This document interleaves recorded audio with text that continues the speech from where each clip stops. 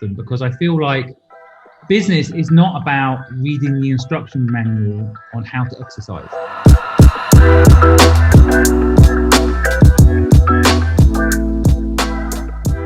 What can we do to help you today? I'm good, actually. So I've just got like a massive life choice coming up, and I'm not really sure which way to go with it. Really, it's so had I'll give you like the full story. So I joined the Navy at 18, kind of 12 years ago now, and I'm coming to the end of like the cut-off point where you kind of sort yourself out with a bit of a pension, you get a little bit of a resettlement bonus, and I started with two A levels, a B and a C. And then I'm finishing with two A levels, a B and a C. I've got loads of experience, got loads of management, got loads of stories, got a few scars, no tattoos, which is like good. But yeah, it's been an interesting ride. And I dipped my toe into kind of like the entrepreneurial thing a year ago, because I'd just done like C job after C job. So I'd done like 5 years solid at C. And it wasn't until I sort of looked at the entrepreneurial stuff on the side to sort myself out with the job that I was like, I love this. And it's like, I don't just love it, like I'm really good at it. And it's like all this stuff was going on. And like, I got super lucky with property when I was younger. So the Navy have like this like thing where they pay 50% of your wage towards a deposit. So I bought a property quite young, kind of against all advice that you would suggest, and it went up 100 grand in a year. So it was in St Albans. So I sold off my place in St Albans and moved up to Manchester. So I've now like got the mortgage, I've got the cat, I've got the house, I've got the boyfriend, and it's just I need a job. And so whilst I started a soft drinks business, which was doing super well. We were about to get two massive contracts with national retailers, which would have seen us in 300 outlets overnight. And that was all due to sign off in March. And then kind of they withdrew all the contracts, everything shut, like 90% of the trade just stopped overnight. And so the business kind of stopped. And the worry I have is that I'm going to leave the Navy in March and I'm not going to have enough income from the business to sustain kind of just the house. And I'm just kind of, part of me just wants to go for the comfort zone of get a like a proper job, whatever they say, and kind of keep trundling along at kind of a good wage, going on a holiday a year and that sort of stuff. But that's not what drives me. And I want more. It's like I want to be part of that entrepreneurial set. I want to kind of set the world on fire with innovation and different stuff. And I think I found my passion in food and drink. And it's like I think it's a massive opportunity for like smart supermarkets and all the tech that's going to come with those. And it's like I know that if I'm sat there in an office job reading newspapers about how someone started a tech AI in supermarkets, I'll be there like, oh, I thought that 10 years ago. And that's what I want to avoid. And yeah, so I've been given a scholarship to Warwick University to do their entrepreneurial MBA, which is about 40 grand.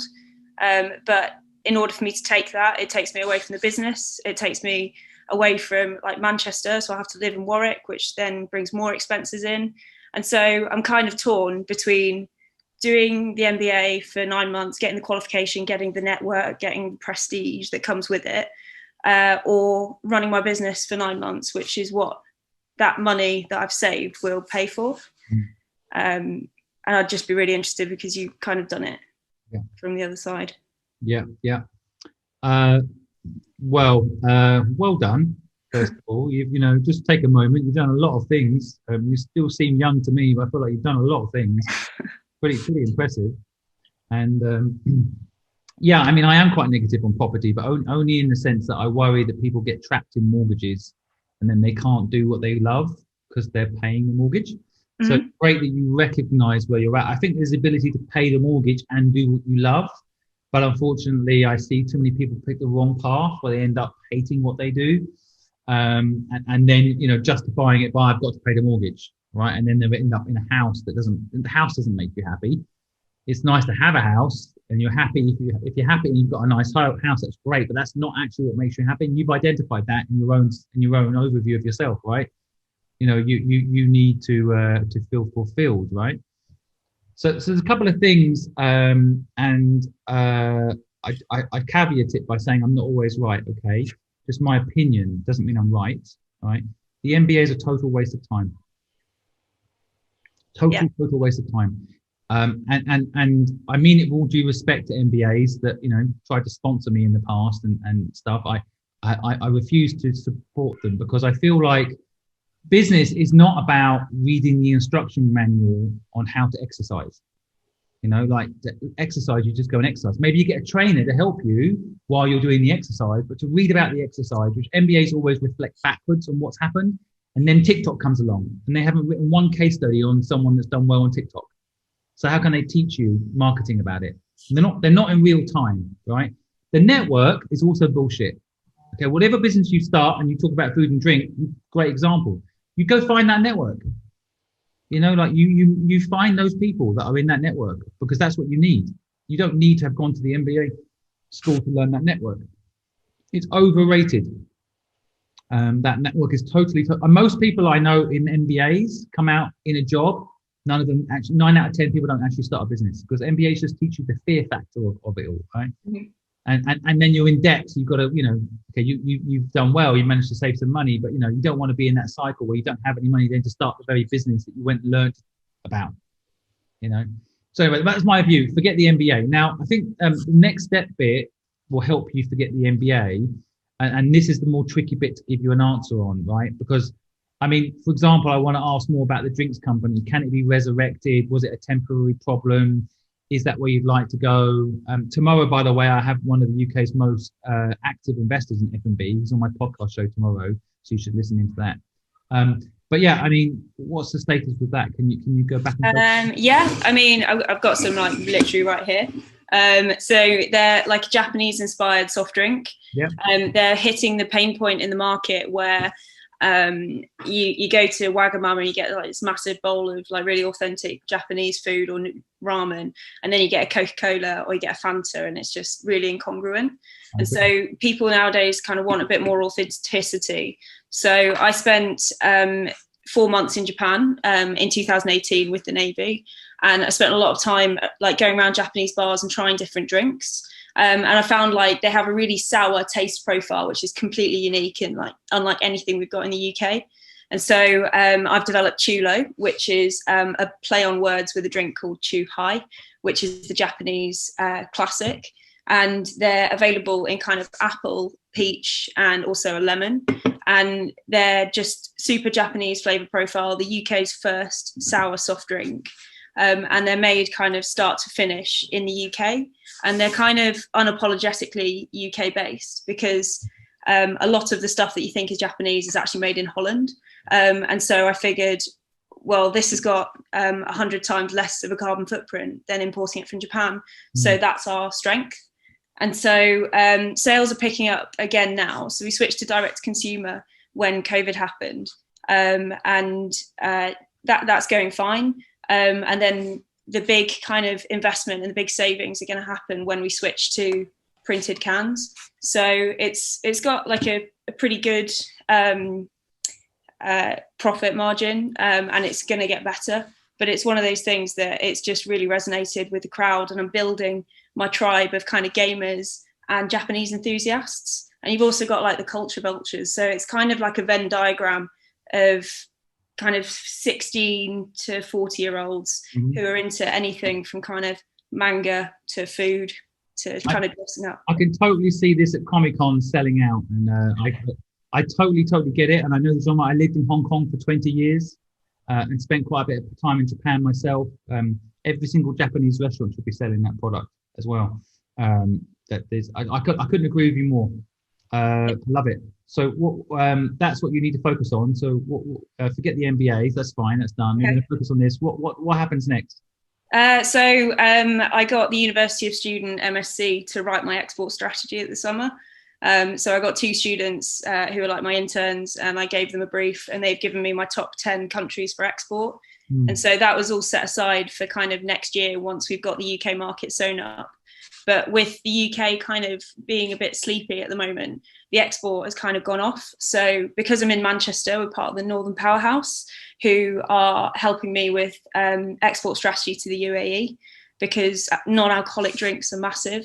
And my students actually identified like Saudi Arabia as one of my key markets, because 80% of people in Saudi Arabia are under 30. Who knew? And so that's like all my demographic in one. And so it's going to export is the next step. But the big challenge is kind of money and knowing at what point to get investment, because I was looking for kind of, should I do crowdfunding or just investment? Because I've had a few investment offers already. And it's like, I want to get investment, but I also want to get investment at the right time, at the right price, and with the right people. It's like, if someone offering me 100 grand and not inputting anything is no use to me, I can get 100 grand if I need it. I'll find it somewhere. But to get people that can actually add value to the business is what's going to make it thrive, not some bloke from Manchester with a load of money. Yeah. Are you the only person doing it right now? You've got a co-founder? Yeah, it's just me. Because that's another angle, I think, maybe getting yourself an investor co-founder partnering kind of deal going. I mean, what bits of the business do you love? What bits of the business don't you love? So I hate finance and cash flow forecasts and things like that. I quite enjoy the social media. I love TikTok. I think TikTok's the most amazing thing ever. I think, it's absolutely amazing for organic kind of content. And so I like the fun stuff, the guerrilla marketing, things that disrupt and give people a bloody nose. So I think we did something quite bold last year, and we won like this International Drinks Award for innovation of our design. And the next day, Britvic ordered a case of each from the online store, and it's like that's cool. That's really cool. That's just Steph doing something stupid and getting away with it. And so it's that luck, I suppose. Some people call it luck. I call it luck. But I'm told it's just being necky. And luck is a skill. You can hack luck. It's a question of taking more risk, being consistent and knowing your destination. That's how you increase your chances of luck, right? Yeah. So yeah, we've got a lot kind of going on. I'm hoping. So these contracts that were due to come through in March are still on the table. They're due hopefully in January, kind of COVID dependent. Yeah. But it's all fine. But I've worked out I need to sell 180,000 cans in order to pay myself kind of a 30 grand a year wage. And so 180,000 cans is quite a lot to get rid of. And so you need money for marketing. But at what point should I be looking for investment? Should I get the money and the cash flow numbers through, or yeah? It's a good question. And the short answer is it depends on your own timeline. Like you not spending 40,000 on the MBA, so you just put 40,000 into the business instead, right? So how far can that get you? Like, can that spending that 40,000 get you 108,000 sales per year? That at least makes the business sustainable with you in it as a salaried person. Okay. I mean, I guess some of it, like we're saying, marketing, but I'd be going like batshit crazy on TikTok right now with it and just getting, pre-orders. I do think crowdfunding could be an interesting one for you, Kickstarter, because it's such a fun product and you kind of can grab consumers through it. I don't know what the distribution document you mentioned earlier is. I mean, location is one thing. I can't help but think every Japanese restaurant in the UK should be stocking it. And the big drinks companies have suddenly skipped my brain that the owners of Guinness and these guys it'll come to me in a minute. They have an investment arm. Right. And the interesting thing about approaching those people is that they have the distribution, which is really what you need. Right. Because I think there's two types of distribution for the drinks business. And first is the old way, which is, via, the bars and restaurants, which are struggling right now, of course. But the way, sounds like the way you've got an order, the other way was the supermarkets, right? Right. There is a third way, which is direct to consumer. maybe you sell it with a Japanese donut and it gets delivered to their door. Like you can partner up with other delivery package partners that are selling Japanese products, or just cultural stuff. I mean, you could even do a manga comic book partnership, like you say. The people reading that comic book probably would love this product, right? There are specialist Japanese stores as well, which might not be up your street so much because they're looking for more authentic coming from Japan stuff. Mm-hmm. But I couldn't agree with you more about the replacement of Coca-Cola in those environments, and it looks really cool. And I love the way you describe it as well. So I invested in a comic book business called Devashard. This was an Indian comic book business that I invested in, and we basically had told that what if superheroes landed in Batman born in India or Superman landed in China instead, what would happen? So anyway, I think it's really fascinating. Awesome. We're running out of time because I've got someone else waiting for me. Yeah. And we mucked up on the link, so sorry for that. Why don't we arrange another call so we can go into this a little bit more detail? Because now I get an idea with it, but I think we need to have a deeper discussion about the funding bit, because it's a bit complicated, I think, depending on which route you want to go. Yeah, you've answered my big one, which is the MBA. Like, I cannot tell you how happy I am you said that. Because honestly, you're going to learn so much continuing to build your business that the MBA will never teach you. And even if this fails, which I don't think it will, I think it depends on levels of success. I don't think there'll be a failure here for you. You will learn so much more. And like you say, time, money, the network you'll build, the respect you'll build within the entrepreneurial community. There'll be a job at the end of it if you want one, but you won't want one.